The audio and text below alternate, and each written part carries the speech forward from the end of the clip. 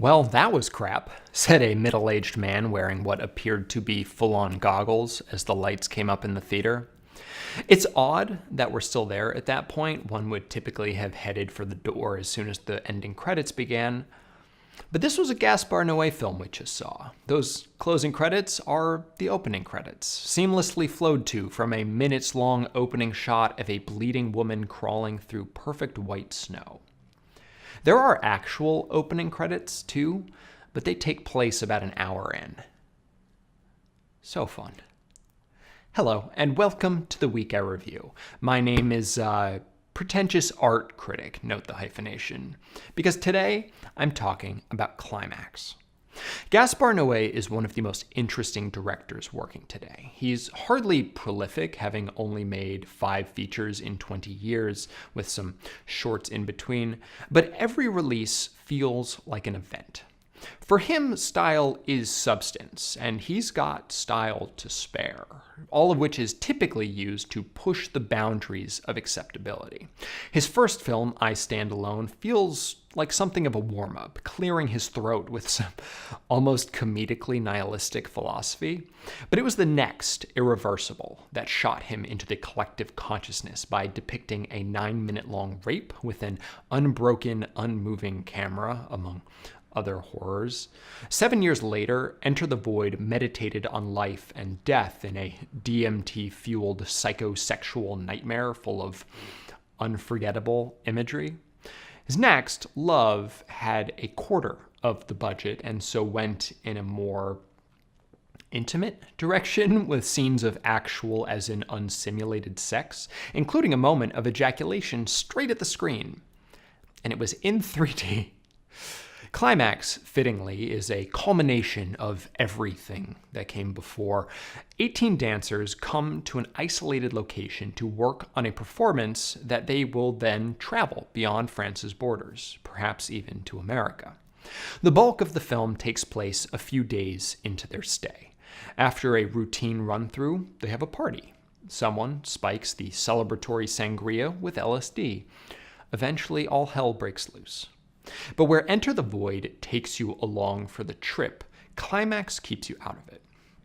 I've been sober for 27 years. I've never intentionally ingested alcohol or anything else of that sort, but I have been around intoxicated people, maybe not LSD, at least to my knowledge, but I can say that Climax captures that discomfort of being someone who's a bit more aware of a situation than everyone else.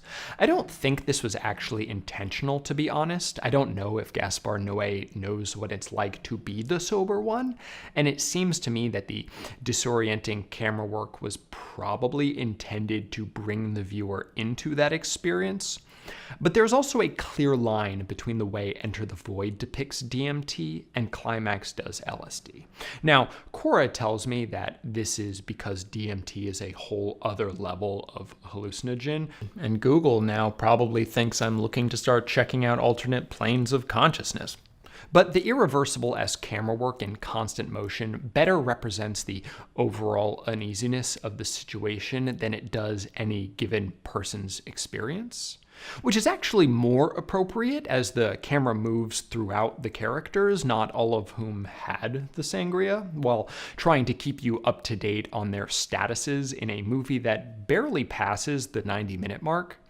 This section of the film appears as a single take, eventually resulting in an intimate familiarity with the space. Like, this is the area where the light changes color, and that is where you hear the screaming child locked in a room.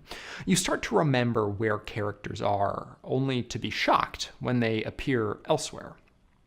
But this is where Climax is at its most effective, because it feels as though the camera could have just as easily followed any of the other characters without really compromising the overall impact of the narrative, though I will say it chose the right ones. Despite having so many characters in such a short time, they've all got clearly defined personalities and feel like people who are actually doing things even when they're not on screen. Everyone is introduced in a series of interviews, presented on an on-screen television surrounded by reading and viewing materials. To the left are books and the right are VHS tapes. The tapes include Salo, or the 120 Days of Sodom, Harakiri, Possession, Suspiria, and the like. I wasn't really able to see what the books were because the film is in French and I was trying to pay attention to the subtitles and couldn't do both. But the word suicide stuck out, as did the name Fritz Lang. Watching the trailer, you can actually see some of this. However, the aspect ratio of the trailer is wrong, and so much of the sides is cut off. I guess they don't want you to see that Salo-esque essential bibliography until you get into the theater. But they gave me a lot to think about during the slower portions of Climax, of which there are many. That interview section feels like an eternity, even if it is probably closer to 10 minutes long. Following that big dance number, which is very impressive, is an exhausting amount of singles dancing, and then a bunch of two shots ripped straight from Love as characters talk about whatever gross or dumb thing they're interested in amidst jarring cuts to black. But fortunately, this is Noe's first time in 16 years working with competent actors. The biggest failings of both Enter the Void and Love are that the performers are genuinely bad, especially the protagonists, in whose head you spend most of each film, the former more literally than the latter. You can tell that he's working with actual professionals here solely by the amount of clothing that the majority of the characters keep wearing throughout. There are a couple of folks who were clearly willing to sign, nudity clauses, but far more who wouldn't. That would have been a deal breaker for Love, but Noe clearly cared more about performance here. And good, because it really is all about the performance. Unfortunately, I just didn't care about at least 2/3 of them. So while they were keeping on about whatever, I thought about other things, like Suspiria and Mother, Noe's earlier films. But the oddest one I kept coming back to was the music video for Sia's The Greatest. If you haven't seen it, you really should. It's a great song inspired by the Pulse nightclub shooting in Orlando, and it has a video to match, one full of dancing and emotion and, of course, death. I don't watch much dance, so my points of reference are fairly limited, but if you told me that the choreographer of Climax was the same person who puts together Maddie Ziegler's Little Sia dances, I'd believe it. And that feels particularly true here because there are so many others involved. And hell, that video's final group scene takes place in a room lit in green and red. Honestly, if you watch the video for The Greatest, you've seen like 80% of what Climax has to offer. Maybe more. Which is perhaps the oddest thing of all about this movie. It doesn't stand out. Even though it is clearly a Gaspar Noe film, it has none of that unique or interesting transgression that defined his earlier work. Other people could have made this movie, and indeed have made movies much like it. Climax turned inward, reflecting on his oeuvre, pulling direct inspiration from his earlier styles while attempting to fit them into one film. It doesn't work. That nauseating, seemingly unbroken camera of Irreversible mixes as well with the frankly boring conversational style of Love as oil with water. Juxtaposing them highlights this incompatibility. Climax then feels like a series of shorts starring the same actors that have been grafted onto each other. It may be new for this director that the closest thing Climax has to a protagonist is a woman, but that hardly feels like a revelation. His male characters are still pigs, and they are given so much time on screen to spout their piggishness. It honestly made me wish that I was watching this at home, where I could just fast forward through the nonsense before getting into that last 30 minutes or so.